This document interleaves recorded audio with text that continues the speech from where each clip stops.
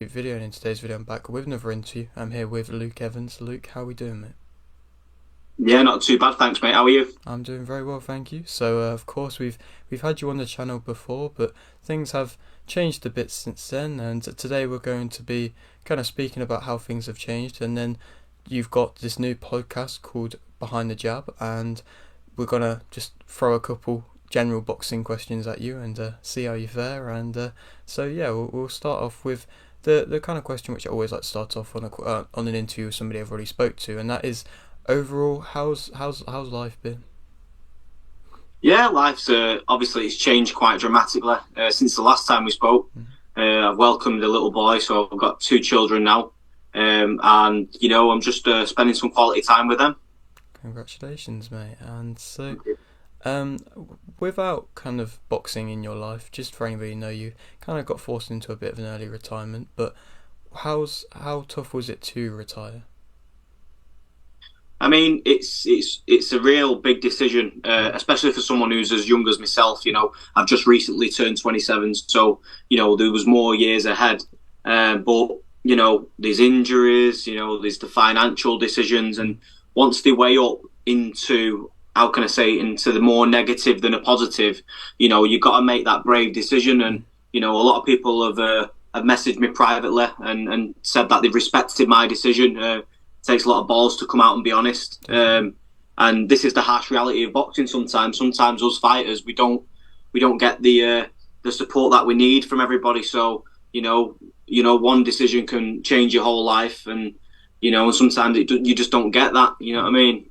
Yeah, of course. And so I suppose now you've got, I suppose, a little bit less of some stuff to do in that kind of aspect of sports and stuff like that. Is there any kind of, I suppose, hobbies that you've been kind of picking up instead? Yeah, I mean, you know what? Just on that subject there, I've been offered quite a lot of different roles in still within the sport that I'm still considering up to now, because I'm not rushing anything. But been asked to train fighters, been asked to consider getting my manager's license from very respected people. So I do want to kind of stay around the sport, but it's got to be worthwhile. Financially, as a fighter, it wasn't working out for me, and I was I would have been a fool to say yeah, everything's fine, and as all fighters do and have to do. But deep down, when behind the scenes, it is quite a struggle. But just going back on that topic, since I've retired, I've been doing a lot of walking in the hills and stuff. Seeing a bit of nature. Spending some quality time with my kids. Yeah, and just seeing family and being with family. Amazing, yeah, that's the most important thing. And so, for yourself and the podcast, what was the kind of reasoning behind starting it? To be honest with you, that was something that I've really wanted to do for such a long time, especially now with the YouTube scene being more popular and the YouTube fighters coming over and things like that. It's something that I found that, I found a bit of the hobby in it, like you said, and I'm something I'm quite passionate about because I'm a fan of sport, and I'm a fan of the sport first and foremost. I think Kane Baker, the boxer, said he's a fan with a license. I'm a similar type of person. I love boxing. So I do want to kind of stay around the sport and call fights and even commentate on fights and things like that. And that was the idea that I had behind it. Do I think it can go into something big? Yeah, maybe with the right backing financially. But at the time being, I'm just keeping it small because it's something that I want to do in my leisure time and something that I enjoy doing. And if anybody wants to watch my videos, then they're more than welcome to, and I'll be grateful. But like I said, I'm not really looking to take it as big as I think it can go just yet. But hopefully one day it'll go bigger. Of course, and I'll tag you in it, or tag it in the description below for anybody who's interested. And what I suppose, as you've kind of experienced both sides of things, of course you've been the boxer yourself, and now you're kind of reviewing fights yourself. Is there maybe a bit more of a analytical perspective that you can add that maybe somebody, even like myself, to be honest, that can't add because you've experienced it? I mean, it does help having the experience. Of course, it does. I mean, in any walk of life, if you go and do a job and you have a little bit of experience, you're going to be better than someone who has no experience. But that's not to say that person can't be better themselves. It's the experience you got to get. And I've been cut. I broke my hand, I've been headbutted, I broke my nose in boxing. All these within 14 fights as a professional. I'd like to think I'm very seasoned in that sense, and I've been around the sport a long time. Just because I've not been active as I would have liked, doesn't mean I've not learned and I've not gathered information from various coaches, various fighters of all levels. So, look, I've got a very good, wise head on my young shoulders, as many people have said. So, some of the things that I know can help fighters. I know can, dictate how fights will go. So I have a good boxing brain, a good boxing knowledge. So yeah, that's what I think is my unique selling point. The fact I've been in there and experienced it for myself. Yeah.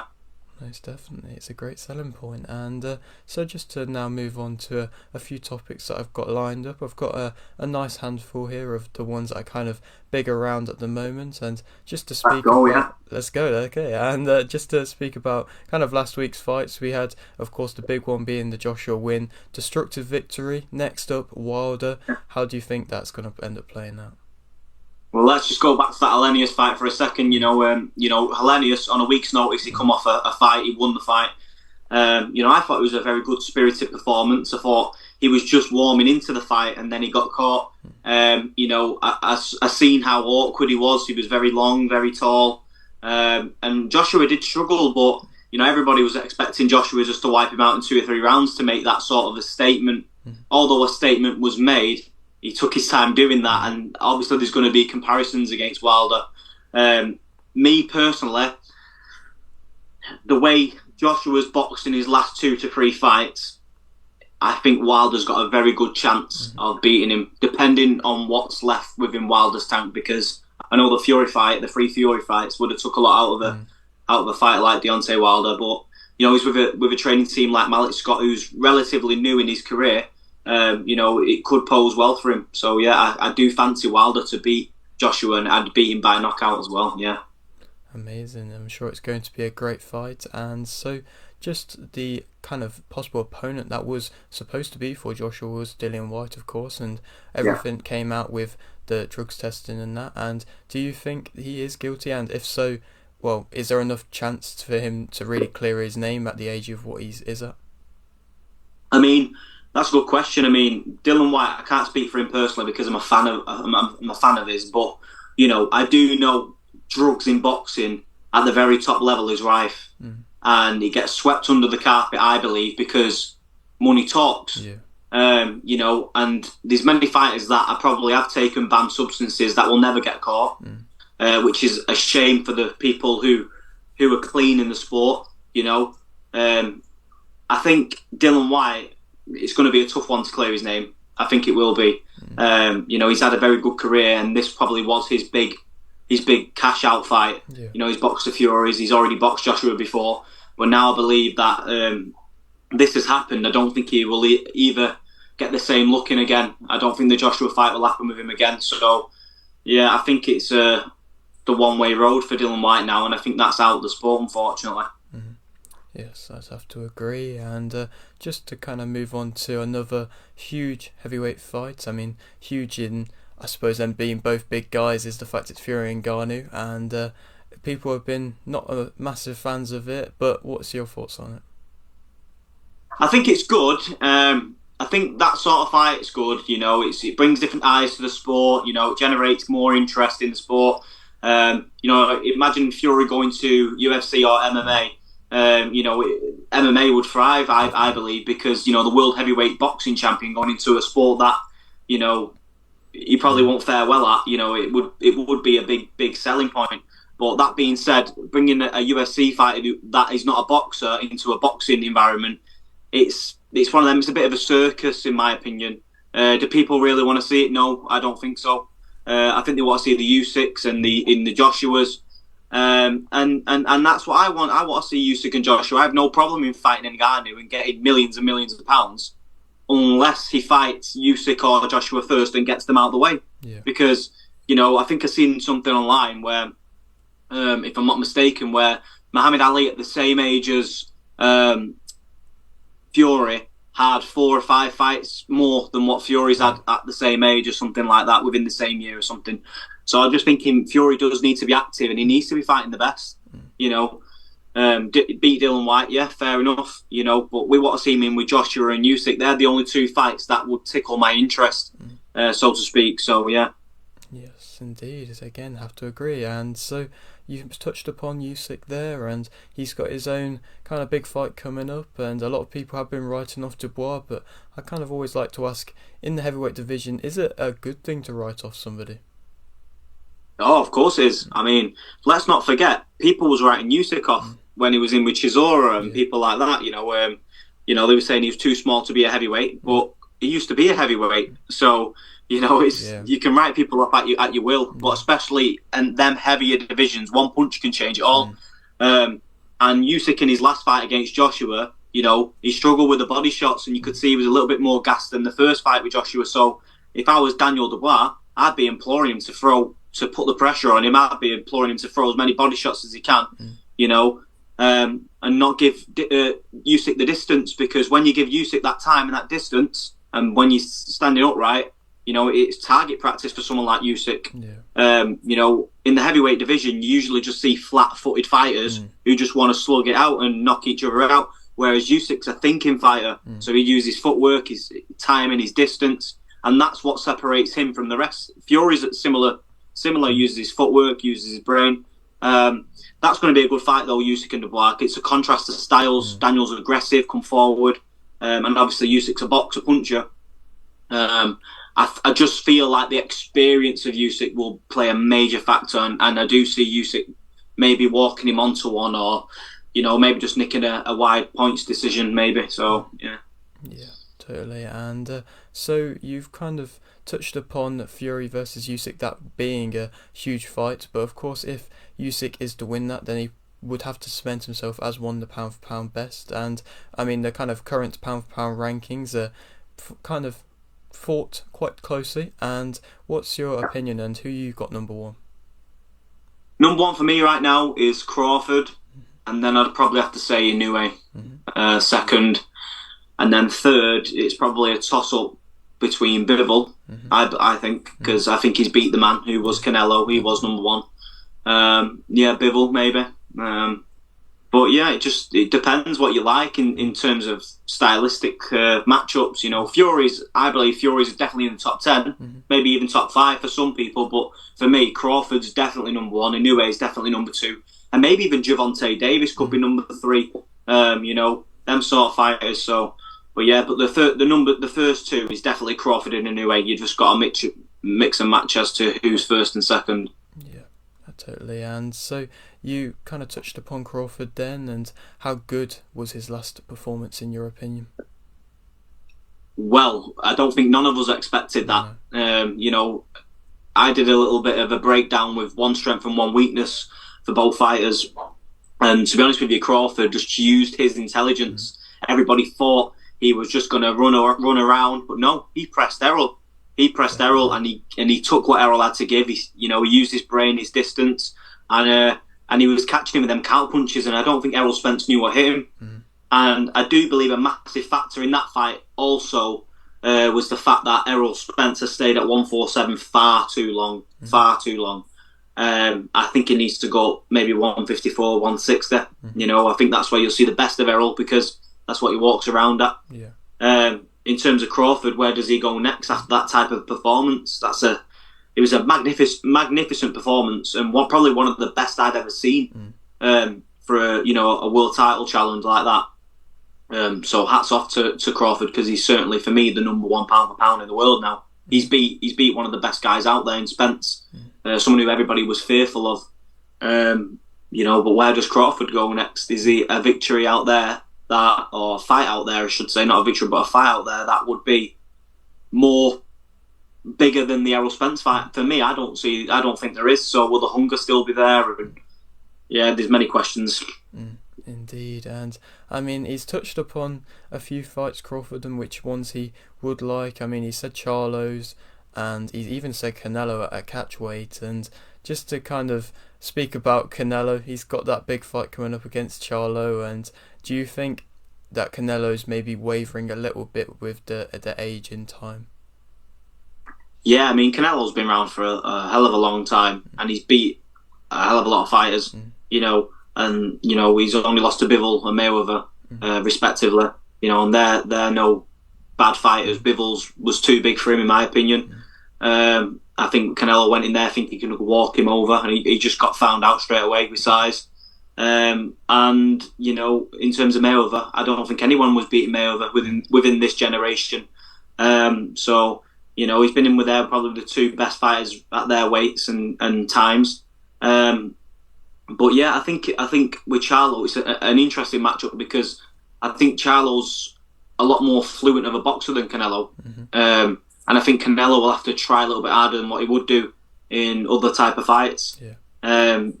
I think Canelo has got the style to beat someone like Charlo. I think Charlo will be on the back foot as well. I think Canelo will have to press him. So it'd be an interesting fight for fans, because Charlo, for me, has not really boxed anyone that I can say, you know what, they're pound for pound worthy. Whereas Canelo, you can look at the whole resume, and he's been in there, with the best of the best, from the Amir Khans to you name it. He's just been in there with everybody. So I fancy again Canelo due to his experience. Okay, amazing. And I mean, so far this year's been amazing with fights. There's been some top quality fights, and we've got a rematch coming up in Smith versus Eubank Jr. The first one was a very decisive victory, and do you think the second one plays out in similar fashion? Well, the first one was very controversial, wasn't it? Everyone was saying he copped an elbow and things like that. I think whatever happens in a fight happens in a fight. I think Liam Smith found a blueprint to beat Eubank, and that's to press him and to force him into situations where he has to respond, leaving himself open. I fancy Liam Smith to do the same sort of, job on him, and maybe probably beat him on points this time. Okay. But I definitely see Liam Smith being victorious due to how he boxed the first fight. It's just a case of if Liam Smith gets, negative in the sense that, he switches off and then Eubank catches him and then it changes the whole fight. Yeah. But for me, I think Liam Smith's too professional for that. He's another one who's been in there with some good fighters, and he's been there a long time now, Liam. So I think they're both at a similar stage in their careers. And I think the first fight, in terms of Eubank, how it ended, I think that could be a confidence thing as well. So I favour Liam Smith heavily in that fight. Okay, and so, I mean, of course, Eubank versus Ben was supposed to be a fight, which, I mean, about a year ago now, where that all kind of blew up. And so, of course, Ben's seemingly come back. There's kind of question marks over his innocence. And do you think he's, first of all, innocent or guilty, or second of all, if he is innocent, do you think he will fight before the end of the year? I'll answer the second one first. I think he will fight before the end of the year. Okay. I do. I think he will, because I don't think he'll want to be spending too much time out. I've seen he's been doing a lot of training, even when he was, found guilty or whatever it was. The fact they've come out now and said, he wasn't guilty, it makes fans go, what's going on here? Is money being a part of all this again? And, if you take someone like Conor Benn out of the sport, who's a very good upcoming fighter, a son of a legend, it leaves a bad taste in people's mouths, because, he's our probably, at the time, our number one welterweight going into the world scene. Yeah. And you're taking our number one welterweight away. It just, it don't look well for the sport, especially in Britain. Do I think he's guilty? That's another question. The evidence suggests that it was a contamination of some sort. Me personally, I just think that, whoever's his strength and conditioning coaches, or, people who are responsible for his diet and things like that, they're the ones that need to be, asked this question, is he guilty or not? Because, it's them that have to look after him. You know what I mean? When I was boxing, fighters like myself, we know what we're putting in our mouths. We know what we're drinking, we know what we're eating. You know what I mean? And if you're taking substances that you really don't know have an effect, having a certain effect on a fighter, and you're taking them, it's stupidity on your part, and you deserve a ban. So I don't know if he's guilty or not, but I would like to see him back in the ring soon, because he was a very entertaining fighter. But I think that question mark will always be over his head for the rest of his career, unfortunately. Same with Dillian Whyte. Yes, I have to agree. And moving on, there's a kind of uprise of boxing and influencer boxing, and what's your opinions on the kind of crossover kind of aspect of it, where you see boxers like Tommy Fury coming over fighting people like KSI, and even recently we saw Nate Diaz fight Jake Paul? And are you a fan of it, or do you think it's good for the sport? I think there's two sides of the coin there. I think one, people can say it's a bit of a circus. Sometimes I feel like that because you look at how much money's floating about, and you think of fighters like myself who have struggled to get to where they got to, and still never made what they should have got out of the sport. Unfortunately, probably lost more than I've earned. But you see them, and I can't feel any more but happy for Tommy Fury, because I know Tommy personally, and I think people can, write him off in boxing, but why shouldn't he go and explore them options when he's got the name? I always used to say to Campbell Hatton, I said, you've got the name, mate, like, use it. You know what I mean? If that was me, I would use it. And everyone will always have a negative opinion of you. It's just whether you're strong-minded enough to, focus on and carry on in your direction. And that's the advice I'd give to someone like Tommy. In terms of the influence of boxing, I think it's good. Again, it's bringing more eyes to the sport. I'd like to see more boxers, though, fight YouTubers and, influencers, because I think that would be better. People who are 5-6-0, give them a break. Pick one out of a lucky hat or something. Actually have an upcoming prospect, say, who's not as experienced as an influencer, and put them in with an influencer and mix and match it. Because that's the only way I see it being a positive thing for the sport. If you put in Jake Paul in with Canelo will just wipe him out. You know what I mean? It makes no sense, but you'll get a load of money for it. So yeah, financially it does. But again, I'd rather see Jake Paul go and fight, a lad who's 10-0 somewhere who no one knows. You know what I mean? Go and give someone a break, change their life. That's how I see it. I might even go on YouTube for a year, try and build some followers, and I'll come back and fight one of them. No problem. Amazing. That would be something I would be very excited for. And just to kind of speak about the kind of current state of boxing politics, we've seen a lot of kind of messes with purse bids as of recent. I mean, we've seen just the other day, we saw Riakporhe get pulled out by Boxer, and we saw Fraser Clark get pulled out by Boxer, and there seemingly isn't really a good relationship between many of the British kind of companies at the moment. I mean, BT and Matchroom and Boxer and Matchroom, they're not really getting along too well. And do you think it's, how do I put this, it's never going to be seen as a good thing, but do you think that they're just harming their fighters, Boxer especially, by just pulling them out of their purse bids? I think, one, it can also, say to a fighter, a manager or promoter say to a fighter that we don't believe in you. But on the other side of it, they're protecting their investment. If that fighter goes into that fight and loses, then they've got to build them up from scratch again, and that fight is not as big as it once was. But I think if you want to be a great in the sport, you've got to take them opportunities, and I think a manager should be pushing someone into that position, and especially if it's for life-changing money or a life-changing scenario, say like a title fight. You've got to back your fighter, and the fighter's got to trust you enough to know what you're making is the best decision for them, no matter the circumstances. But yeah, I think it leaves a bad taste in people's mouths, in fans' mouths, because we just want to see the big fights. We want to see the big fights, and we want to see who's the best in each division. And unfortunately, that never happens. I mean, I have to congratulate Dan Aziz and Joshua Buatsi, because that fight's brilliant. Joshua Buatsi, in my opinion, is ahead of Dan Aziz by 2 or 3 years. But because of COVID, because of injuries, they've kind of found themselves at the same sort of stage again. But that being said, that's a brilliant fight, especially for Dan Aziz, because Buatsi's a big name, come from a big background. Buatsi's on fringe world title level, so beating someone like Buatsi will put him in the world title mix. So they're the type of fights we want to see, and we want to see promoters work with each other and managers work with each other. And unfortunately, I just think because promoters and managers' egos, they want to outdo each other, they want to be the best. I have no problem with that, but you can be the best by working together and make double the money, in my opinion. So again, it's the politics is what lets the sports down, really. in all sports, football, boxing, basketball, anything, you name it. There's always politics involved, and unfortunately, in our sport, it's the biggest factor that lets it all down. Yeah. Yeah, I'd have to agree, mate. All right, well, that's all the boxing topics done. You've made it through that. I hope that was all right for you. And I mean, I've seen you sipping on your Manchester United mug there, and you've got the new season. Awful. Yeah. That was awful last night. I don't know if you caught it, but oh my god, I didn't. Diabolical performance. But 3 points, and as they say in boxing, a win's a win. Yes. So same with football. Do you think they're going to be getting a good season, Man U, this season?